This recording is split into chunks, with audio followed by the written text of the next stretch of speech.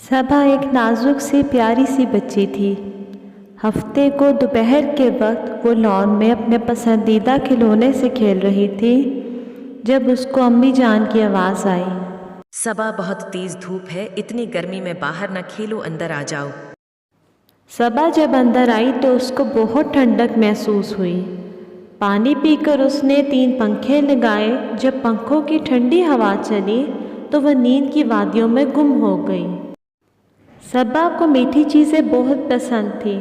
اس نے خواب میں cake, falooda, ice cream, pastries, lollipop, ٹافیاں اور جیلی دیکھی۔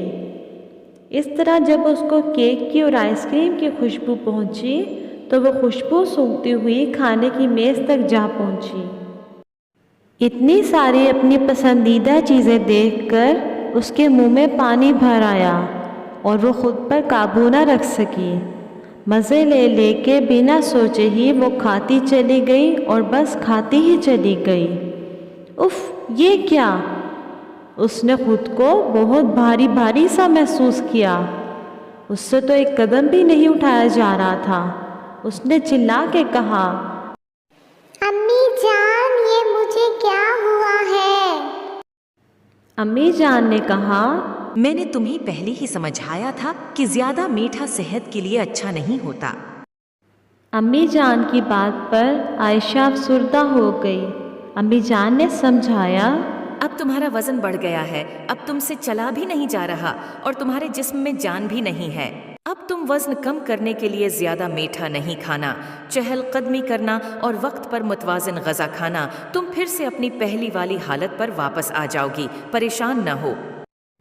جب صبا کی آنکھ کھلی تو اس نے دیکھا کہ وہ تو بالکل ویسی ہی ہے۔ اف اللہ، تو یہ خواب تھا۔